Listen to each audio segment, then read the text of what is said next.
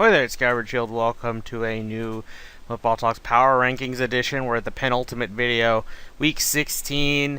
Let's jump right into it. Let's start with Tier 4 teams 25 through 32. Well, what can you say? The bottom three are the same, but the Colts have joined in to top out the not-so-elite four, a new spot, and to be honest, I want to say they'll stay here. Anyway, although, now that I think about it, this isn't the penultimate video. I just realized that, because technically I'm going to make one more. I might make one more after the Week 17, just to say, hey, these are the final spots for all the teams, and we're not counting playoff runs, just how they looked in the regular season. Anyway, let's continue onward. I actually have a team that's, I think, actually escaped the basement, which, I think they were 25 the last time. But I think that was the 49ers. Yes, I had them at 25. They've escaped, but in their place, we've added the Cardinals once again. This is not familiar territory with them. They tanked, but then once they got AP, they were playing a lot better for a bit. But then you still had injuries come in, and it was inevitable. It was an inevitability, and I think they're going to be here to stay as well. These teams are likely here to stay. There are only 2 games left, so there's hardly any position or opportunities to get out. But let's just get out of this trash section into Tier 3, the not-so-trash section, the mediocre, I guess you could say, to somewhat bad. Rounding out the top is actually a team that's the epitome of mediocrity. Do not let their record fool you. You have the Tennessee Titans. The Titans are on track to get a similar record to before. Also one thing I'd like to note: these records you're seeing here are highly inaccurate. If you know which team won or lost last week, add another point to the win-loss record. Like, for example, the Patriots won, so they should be 11-3, whereas the Steelers lost, and they should be 11-3 as well. But this website didn't add them. I don't have control over that because, yeah, USA Today Sports really forgot to do something so simple.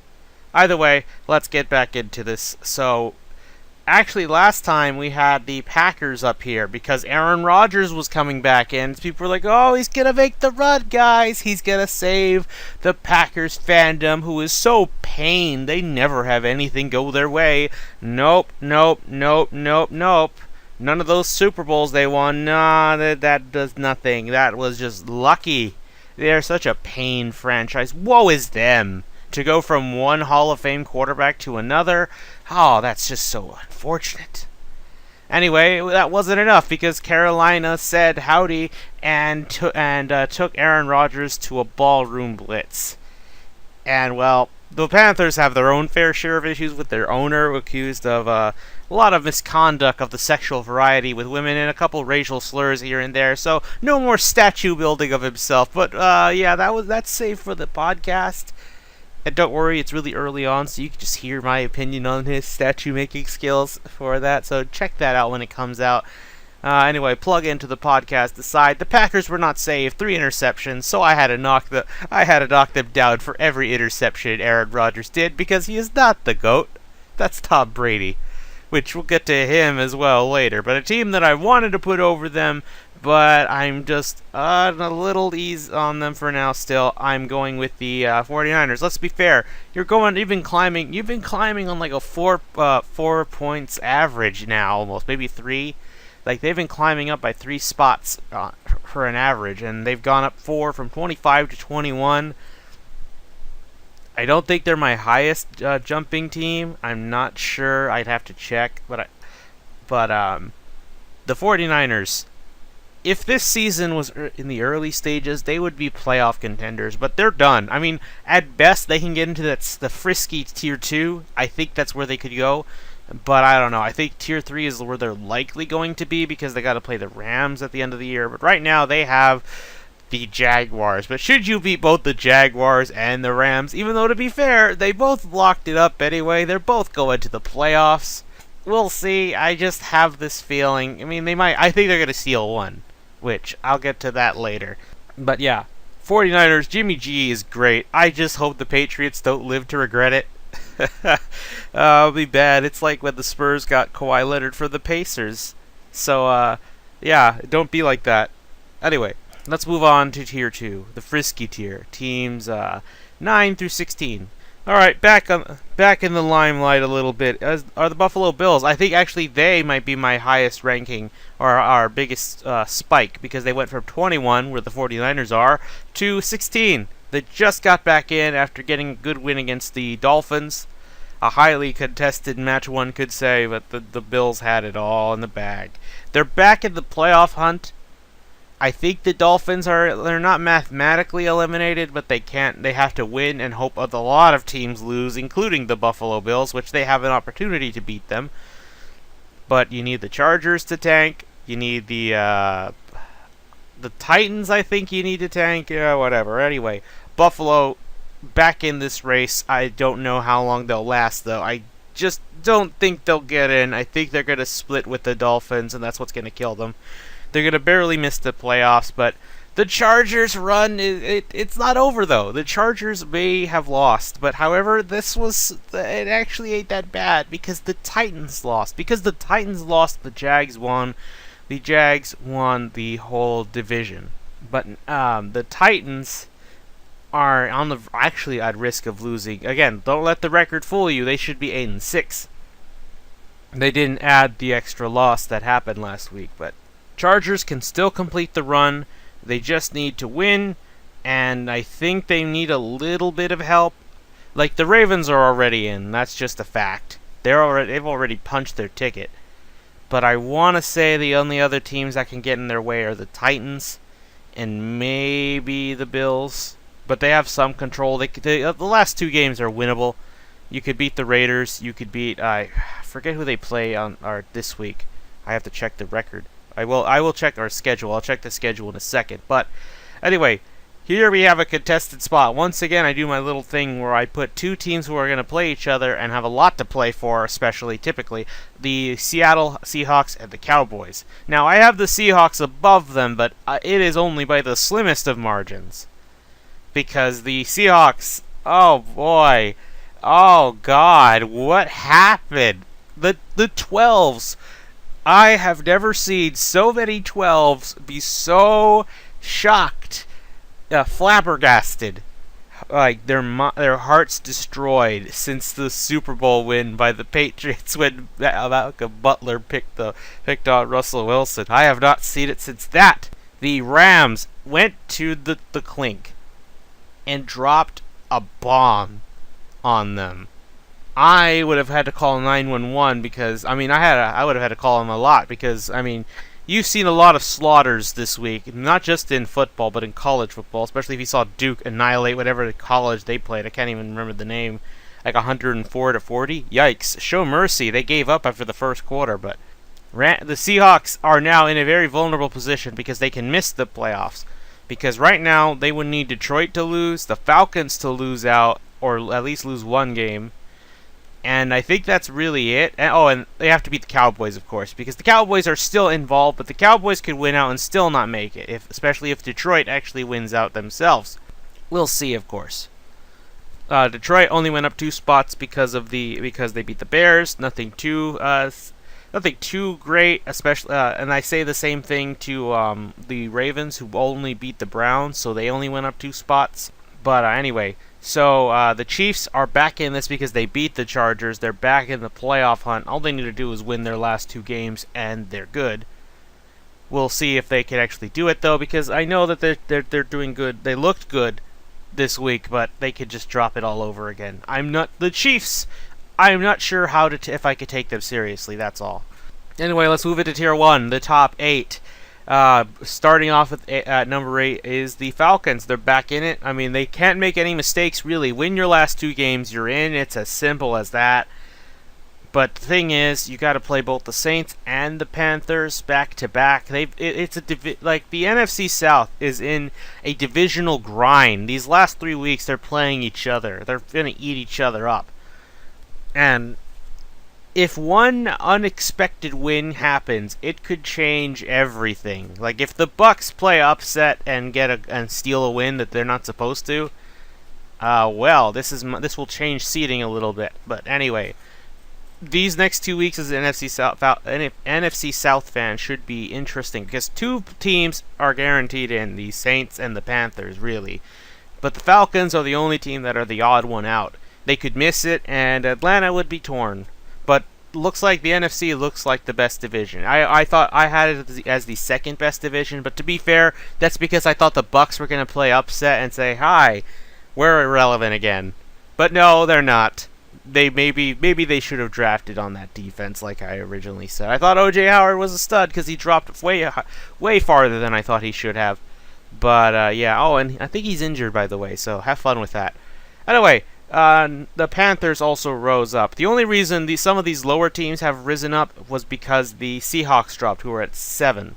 So the Panthers took their spot. The shame, I feel like the Seahawks are now at risk of missing the playoffs, and if they do, I will feel bad because I liked the Panthers Seahawks matchups. Two mobile quarterbacks going at it against each other. Panthers with a good win against Aaron Rodgers. Get that guy off your back. Get the ghost off your back because that man gives a lot of NFC teams nightmares. So good job on you. But most of the top 5 is somewhat of the same. 4 through 6 still the same, even if 2 of them had really impressive victories with Jacksonville and the Rams. But of course, I know someone say, "But Josh, the Rams should move up." But I was like, "Are you going to tell me they're better than the Rams?" Because the Jags lost to the Rams last time I checked, and I know they beat Pittsburgh, and I really wanted to drop Pittsburgh, but they barely lost, and the Steelers are number 3 and the Patriots are number 1. Like I said, they were number 1 last week, but I said I wouldn't be surprised if they lose and the Patriots are back on top, and that's what happened. And now I will say this: the rules are dumb, but in this case the rule was right. That, like, going by the rules, that was the correct call. That doesn't mean you like the call. You could dislike the call, and that's totally fine, but the rules bad, but it wasn't. But in this case, since we have it, you have to follow the rules. But anyway, I mean, but I will say you could get mad at that all you want. But what you should be getting mad at was that Pittsburgh tried to do a fake spike to fool the Patriots. Now that would fool the Cowboys like you did last year when you lost to them. Which, have fun with that. You can't fool the Patriots on trick plays. Stop doing that. That's not going to work. And you paid for it with an interception. Why? Why? Not even your team looked ready for the snap. It seemed when they snapped the ball, like, "Oh, we're doing a play? Okay." And yeah, bye. Anyway, so they're done. Well, they're done for this week, but they're not out for good. Although a shame, I think we might have lost Ryan Shazier forever, and that's just a goddamn shame. So, I hope that man can at least function normally. I just want him to still be able to walk and do basic things. I don't know if we'll see him again on the field, but I hope we do. That was such a horrible thing to happen. I mean, this was a few weeks ago. I mean, this came out like the week before, but I just wanted to mention that. But anyway, we have the Vikings at number 2. Right now, they've secured their division. They could actually steal the number 1 spot if the Eagles lose and the Vikings get ahead of them in the record. I think the Eagles and them could tie, but the Eagles would get they would actually get the edge. I'm not sure. At least that's what Playoff Predictor is showing me. But anyway, so we have number 1, of course, the Patriots. What else is new? They did it. It wasn't pretty, and there's that rule that helped them. But I don't want to hear people say. There was that salty Bills reporter or beat writer who was saying that the NFL rigged it in favor of the Patriots. Did you forget about Deflategate? Did you forget about Deflategate with the whole? Oh yeah. We don't know if Tom Brady did deflate those balls. We don't have any absolute evidence, but we think he did, and that's all that matters. So we think he's guilty, so he's automatically guilty. Hey, we don't live in the world of Tumblr where you're guilty until proven innocent, and even when you're proven innocent, you're still guilty. We live in a world where you are innocent until proven guilty. So, yeah, get some real evidence, but they didn't care. But anyway, like, I wanted to get that rant out of the way. If you're gonna talk shit like that about the Patriots, at least be a fan of a team that beats them, that can beat them, like the Ravens or the Giants. If you're not one of those two teams, get the hell out of here. Not my fault you can't beat them. Get good, sonny boy. But anyway, that's enough of that. The Bills are a little playoff relevant, but that's about it. they could still fuck it up. Anyway, let's go to the 5 games to watch this week. I didn't even prepare for 5 of these off the top of my head. I've got like 2 or 3, and the rest I'm just going to throw at you out of nowhere. But anyway, let's get started. Let's start with the first game, a Saturday game, because there's no more Thursday night, thank God. The Minnesota Vikings and the Packers, because the Packers are mathematically eliminated, but they can play spoiler, and this kind of is a game the Packers can win. I mean, if Aaron Rodgers were here, there'd be a really good chance of an upset of the week here. But the Vikings can drop it. I don't think they want to because the Eagles are more poised to drop a game. But we'll see. My second game that I'm going to throw at you is another little bit of an all-out war for the NFC. A little bit. Well, we're done with the best ones. We have the Atlanta Falcons at the New Orleans Saints. The Saints absolutely need to win this. If the Falcons beat them, oh boy, all hell would break loose. Detroit would be practically eliminated. I don't think they're going to get in, but oh no, it'd be horrible. I really don't want that to happen. I need the Falcons to miss the playoffs for 2 reasons. One, it gives Seattle and Detroit a chance to get in.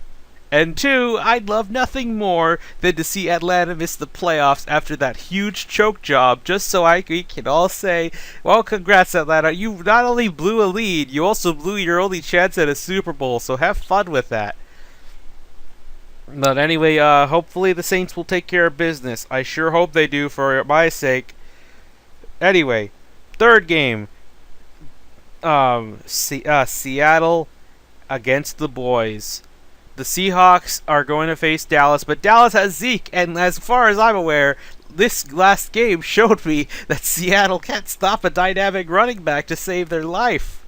So you're going to go from Todd Gurley to possibly Ezekiel Elliott, who I hope he actually trained and wasn't partying, lifting up girls' shirts and groping them.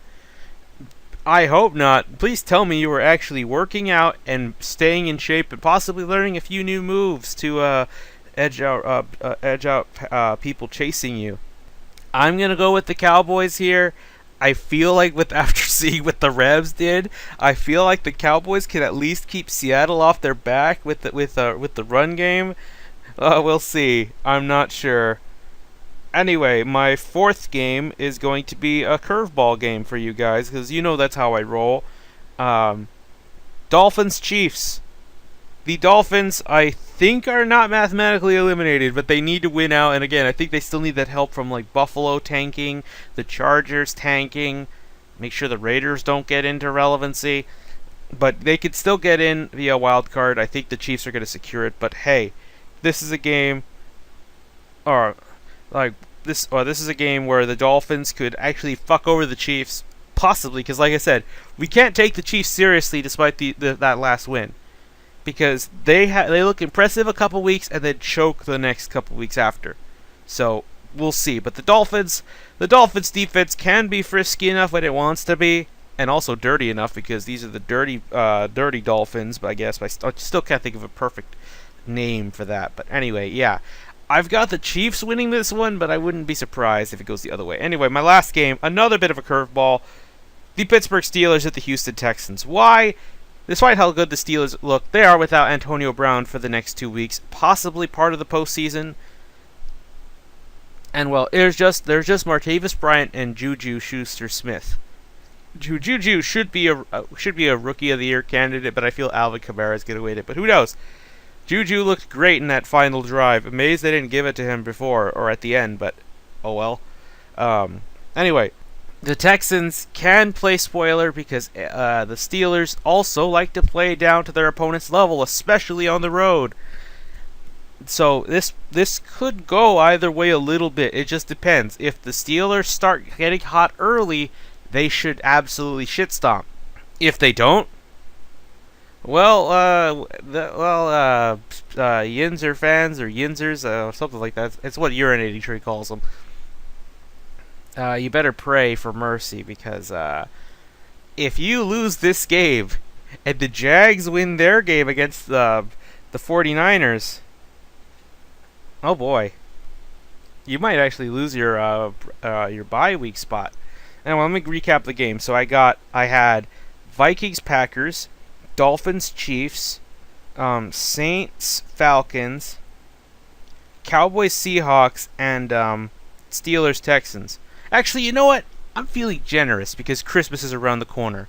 I'm gonna give you a sixth game that could change everything. And this one, I actually should have put first. This is a bit of another curveball for you because this is all but wrapped up for the NFC. I'm gonna give you Jags 49ers. Now, you might be thinking, why? But the 49ers have won 4 in a row at Jimmy G. Some of them haven't been pretty, mind you, but they can do it. Jimmy can throw the ball, and he can throw it well. 49ers fans, they know they're done. Like, they know, there's no playoffs for us, but there's hope, a new hope.